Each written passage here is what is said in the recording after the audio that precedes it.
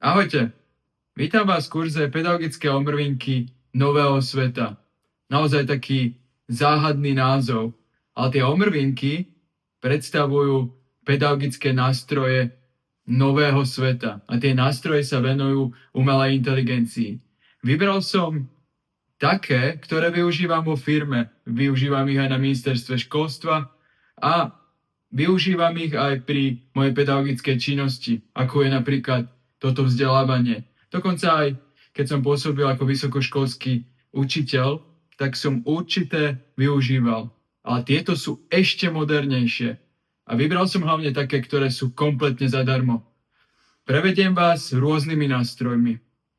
Napríklad takými, ktoré vám umožňa na základe zdrojov, ktoré tam nahráte. Predstavte si, nahráte tam YouTubeový zdroj, nahráte tam nejaký ústrižok z Wordovského dokumentu alebo len skopírujete text.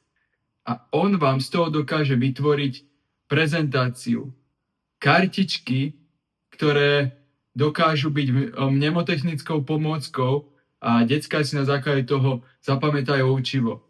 Kvíz, myšlienkové mapy, alebo čo tak rozhovor dvoch moderátorov, ktorí robia hĺbkovú analýzu o vašom učive. Dokážete im odprezentovať podcast, a to len pár kliknutiami. Vy nerobíte nič. Robí to za vás umelá inteligencia, ktorú iba cez prompty, to sú príkazy, ktoré píšete, usmerníte. Je to neuveriteľné. A dokonca vás naučím robiť aj analýzu hodnotenia študentov. Napríklad spravíte export z EduPage a budete tam mať svojich študentov. Spravíte analýzu toho najlepšieho, najhoršieho v triede, najslabších kategórií, ktoré máte, napríklad v slovenčine slohové práce alebo testy. A dokonca vás naučím, ako vám umelá inteligencia dokáže dať odporúčania na úlohy, ktoré zlepšia priemer, či vážený, či aritmetický, to už je jedno. To všetko v kompletnej analýze vašich študentov. Zameriame sa na tvorbu obrázkov a videí. O tom ste určite počuli už hrozne veľa. Ale to nie je len o tom, že teraz mi správ mačku v superrealistickom svete. To nie. Ale čo tak spraviť literárnu postavu, ktorá bude v niekoľkých scénach rovnaká? Pôjde nám o to, aby sme sa naučili tvoriť postavy alebo objekty, ktoré si zachovávajú svoju konzistenciu naprieč všetkými scénami, ktoré sú prezentované. Predstavte si napríklad Sokrata, ktorý prednáša na Agore. A Sokrata, ktorý musí vypiť bolehla, lebo bol odsúdený Atenským súdom. Ja chcem, aby ten istý Sokrates bol na oboch snímkach rovnaký. To vás naučím. A nielen to. Pozrieme sa aj na to, ako rozpohybovať tieto scény a spraviť z toho krátke video pre študentov. Napríklad prierez života Sokrata. A ten Sokrates bude rozpohybovaný naprieč snímkami, ktoré ste vytvorili. Budeme sa venovať najmodernejším nástrojom na generovanie videí a obrázkov. Vždycky zadarmo. Dokážem vyťahnuť aj videogenerátory, ktoré sú vo vyššej kvalite, ale zbytočne by ste za ne platili a videli by ste iba minimálny rozdiel. Tiež sa zameriame na tvorbu vlastnej hudby, kde si vlastne vyberieme štýl hudby, aké nástroje odznejú a aké slova budú znieť. A dokonca nemusíme ani tie slova napísať. Tie slova za nás napíše umelá inteligencia, ale iba ak chceme. Predstavte si napríklad pesničku o periodickej tabulke prvkov, ako úvod do hodiny, ako motivačnú fázu bez slov učiteľa. Nástroje, ktoré som pre vás vybral, som vyberal naozaj veľmi opatrne.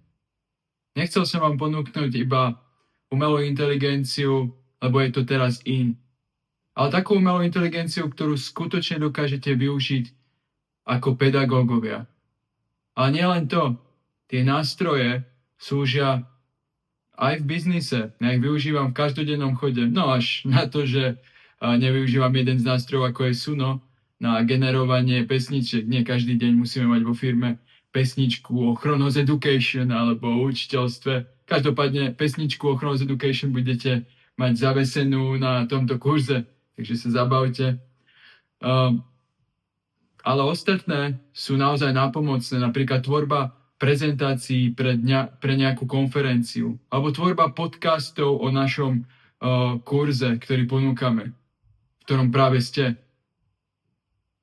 To všetko dokážu tieto nástroje. Nie sú to len nástroje, ktoré z vás spravia špičkových pedagógov moderného veku a budete na rovnaké vlne s vašimi študentami a možno aj niekoľko krokov dopredu, ale dokážu vás nasmerovať možno aj k budovaniu niečoho vlastného. Ale to je samozrejme na vás. Napríklad ideogram dokážete si vytvoriť okamžite logo. Ja keď som začínal, tak pre mňa to bol naozaj boj vytvoriť logo firmy. Neboli takéto dostupné programy. Teraz máme všetko na lusknutie prstu.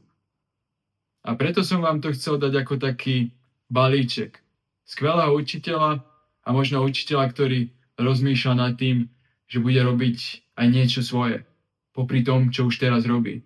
Dá sa to. Ja som to sám vyskúšal.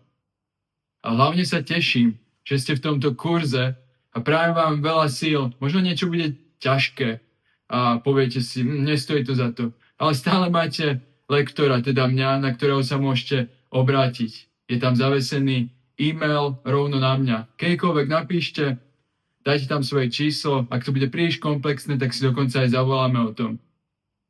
A nakoniec to spolu spravíme. Ten kurz není o tom, že teraz vás idem trízniť, aby ste to spravili na 100%.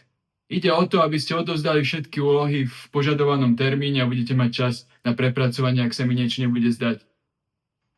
Ale ide o to, aby ste si odniesli niečo do svojej praxe a budovali niečo vo svojej triede. A konec koncov sa to odrazí aj vo vašej škole, možno v dedine alebo v meste. A časom, keď spolu spojíme naše sily, tak na celom Slovensku. Takže odo mňa už len toľko. Užite si a teraz poďme na inštrukcie kurzu. Takže takto vyzerá kurz pedagogického Mrvinky nového sveta. Nachádzame sa aktuálne v novej nadstavbe edukačnej pre Chronos Education. Táto celá platforma vznikla len kvôli vám, milí učitelia, aby ste mali jednotné rozhranie pod našou firmou, kde budeme dávať všetky naše kurzy, aby to bolo zjednotené, jasné, intuitívne a hlavne prehľadné. Takže vidíme tu celkový progres kurzu. To je tu. Ja mám 14%. Tu vidíme oznamy. Ja som tam dal iba taký srandovný oznam, že zábava. Dobrý deň, užite si kurz s úctou Chronos Education. Tu naľavo máme navigačnú lištu. Takže modul po module. Takže o kurze, Claude, Notebook LM, Grok, Gemini, Ideogram, Suno, fixácia, etika, záverečný projekt, hodnotenie firmy. Takže preklikávame sa a sme modul, ďalší modul. Samozrejme v rámci modulu oznam môžeme minimalizovať, samozrejme tu vždycky budeme mať oznamy, ktoré nám prídu aj e-mailom, ale aj tu na vrchu sa budú zobrazovať kedy a čo sa týka. Dobre, takže tu máme jeden z modulov, tu môžeme samozrejme sa tiež dávať ďalší modul alebo vracať sa na predchádzajúci alebo cez túto lištu, to je na nás. V každom module je niekoľko komponentov. Takže zvyčajne je tam video, nejaký materiál a nejaká úloha. V tomto je trošku viac, lebo sa jedná o úvod do kurzu, takže musí to byť komplexné, musí to byť jasné, aby sme sa v tom orientovali. Takže vždycky tu máme nejaké video, ktoré si môžeme pozrieť, takže máme nejaké úvodné slovo, to si spustíme tu, môžeme tu maximalizovať a tak ďalej. Potom máme podmienky kurzu, to si môžeme prečítať, takže je tu dátum ukončenia, dokedy sa majú odovzdať práce, potom tu bude ďalej aj dátum komisionálnej skúšky. Po uplynutí termínu budú všetky práce ohodnotené, ak by nejaká nesedela, čo sa veľakrát nestáva, tak vám vrátime a máte čas na prepracovanie. Potom musíme pristúpiť k komisionálnej skúške, je to zákonná povinnosť, musíme to absolvovať, ale ak ste odovzdali tu práce, tak pre nás to znamená, že ste už prešli, pretože tá námaha, pedagogická vyťaženosť a technická zručnosť, ktorá vás sem doviedla, tak je jasným dôkazom, že máte tento kurz vo vrecku, ale tam sa porozprávame o vašich prácach a o ďalšom smerovaní školstva s umelou inteligenciou, dáme taký praktický dialog, aby tá komisionálna skúška nebola len o tom, že poviem, čo je moja záverečná práca a tak ďalej, ale budeme sa konštruktívne rozprávať, ničoho sa netreba báť, všetko to bude pekne mierené na prax a spoločné myslenie o našom školstve a digitalizácii a tak ďalej. Na to sa veľmi teším. Počas celého kurzu má vlastne uchádzač, alebo teda študent prideleného aj lektora, ktorý môže komunikovať 5 hodín, ak chce. Ak nechce, nemusí samozrejme. Môže s ním telefonicky volať alebo e-mailom. Poradí s čímkoľvek, čo sa týka kurzu. Najlepšie mu bola cez týždeň, cez víkend nedvíha. Ani mu nepíšte, lebo víkend je jednoducho. To je svätá povinnosť každého absolvovať ho v kľude. Tedy by nemal nik robiť. Dobre, ďalej tu máme napríklad avatara. Tento avatar je natrénovaný na všetkých možných dokumentov ohľadom tohto kurzu. Môžete sa opýtať, môžete tam generovať rôzny materiál a tak ďalej. Takže keď kliknem na avatara, tak ma prehodí do Notebook LM a tu sa s ním môžem rozprávať v tomto chatovom okne. Alebo si generovať ďalšie veci, ktoré sa naučíme v module Notebook LM. Máme tu samozrejme príručku ku kurzu na stiahnutie, to je dôležité. A potom tu máme ďalšiu príručku a to je didaktická integrácia umelej inteligencie. Ako umelú inteligenciu integrovať do našej triedy.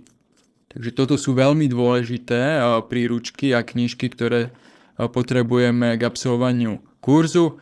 Potom ideme ďalej. Máme tu Cloud analýza hodnotenie študentov. Táto téma sa bude zaoberať hlavne hodnotením a analýze hodnotení vašich študentov z EduPage, kde budeme spoločne analyzovať výsledky našich študentov a tak ďalej pomocou Clouda. Tu bude video, prompty, aké som použil, aké si vy prispôsobíte, takže dobre si vždycky na začiatku kurzu zvoliť nejakú tému, ktorú bude ťahať cez všetky moduly, aby ste potom v záverečnom projekte nezliepali nezlepiteľné úlohy. Takže máme tu video, máme tu prompty, teda príkazy, ktoré som ja používal vo videu a ktoré si vy adaptujete na vašu tému.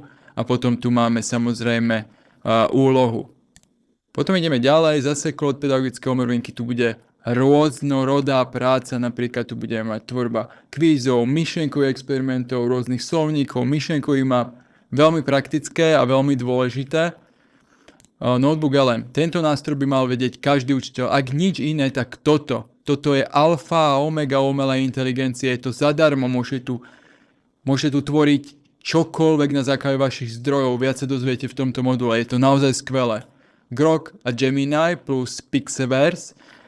Tu sa naučíme generovať obrázky a videá, ale nie takže bla bla bla, napíšem nejaký prompt a niečo sa nám vygeneruje. Nie. Ja vás chcem naučiť, aby boli tie obrázky, ktoré generujete a videá konzistentné počas celej scény. Ja chcem napríklad Sokrata, ja hovorím za seba, ja chcem vidieť Sokrata, ktorý prednáša na Agore, Sokrata, ktorý sa obhajuje pred súdom a Sokrata, ktorý pije bolehlav na konci svojho života a chcem, aby ten istý Sokrates na každej scéne vyzeral rovnako, aby sa nemenil. A toto sa naučíme. To je obrázková videová kotva. Ideogram. Tu sa naučíme tvoriť obrázky, logá škôl, ale aj obrázky s textom a s tým má problém umelá inteligencia. Zvyčajne nám trošku blbne, keď generujeme obrázok s textom, sú tam rôzne chyby a tak ďalej. Ideogram je jediná umelá inteligencia, ktorá to dokáže relevantne a naučím vás s tým robiť. Suno, generovanie hudby, najlepšia fixácia učiva je predsa cez čo? Cez emóciu. A hudba vytvára naozaj skutočné emócie. Muzikalita, v srdci človeka, v hlave človeka vzbudzuje emócie a fixuje učivo. Tu sa naučíme napríklad vytvoriť si nejakú pesničku, ktorá namotivuje alebo zafixuje učivo pre našich študentov, čo tak pesnička na malú násobilku alebo na vybrané slova alebo hymnu našej školy alebo triedy. Skvelé. Zase video, prompty a úloha. Fixácia, máme tu, to je fixácia pre vás. Fixačné kartičky nejakých 80, 85 otázok kvízu a myšlienková mapa, tu si opakujeme učivo, toto nikde neodovzdávame, ale týmto všetkým si zopakujeme učivo. Myšlienková mapa pre tých, ktorí majú vizuálnu fixáciu, kvíz a kvíz pre tých, čo majú radi systematizovanie učiva cez otázky a fixačné kartičky, ktorí majú radi aj vizualizáciu, ale aj systematizovanie učiva. Takže na jednej strane otázka a na druhej strane odpoveď. Etika je aj veľmi dôležitá téma o etických aspektov používania umelej inteligencie v škole, takže tu máme na stiahnutie materiál, príručku a tu na krátky test. Na test máme koľko chceme času a koľko chceme aj pokusov. Ide o 100% dosiahnutie výsledku, ale môžeme spraviť aj 50 pokusov. Potom tu máme záverečný projekt a ten záverečný projekt sa týka dvoch vyhotovení, to je syntéza vašich prác, takže nosná téma a syntezujeme práce do wordovského dokumentu, kde bude bloková výučba vysvetlená didakticky a tu nám máme vzorový projekt, kde budú naše výstupy, ktoré budú výstupami pre našu triedu, kde to budeme prezentovať, akože v úvodzovkách, keď potom budeme v našej triede. Takže v dvoch vyhotoveniach sa odozdáva záverečný projekt, k tomu sa dostaneme ešte v tomto videu, to si potom pozrete už kurz, záverečný projekt video a inštruktáž a toto vlastne spravíme. Posledná vec, čo vás čaká, je hodnotenie firmy. Vyžaduje to zákon o inovačnom vzdelávaní, takže je to povinné, takže poprosíme vás hodnotiaci formulár vyplniť a potom kto má Facebook aj recenziu na Facebooku. A to je vlastne všetko. Po každom module dostávate zaujímavé ocenenia. Tie ocenenia sú napríklad takéto. Držiteľ certifikáty za úprimnú spätnú väzbu, dokončil si modul hodnotenie firmy, vyžaduje zákon o inovačnom vzdelávaní. Ide ti to. Plus 10 bodov. A takto je koncipované celé vzdelávanie, aby ste mali aj trošku zážitkovú výučbu. Dobre, ďakujem vám. Toto sú nástroje, s ktorými naozaj ovládnete umelú inteligenciu a naučíte svojich študentov, ako relevantne a kriticky pracovať s umelou inteligenciou a budete naozaj učiteľom 21. storočia, ktorý zvláda digitalizáciu a ktoré zvláda aktuálne podnebie v školstve. Takže verím, že zvládnete celý kurz, ale hlavne, že to dokážete implementovať do vašich praxí a do vašich tried a do hlav vašich študentov. Takže veľa šťastia a lúčim sa s vami. Držím vám palce. Pekný deň ešte.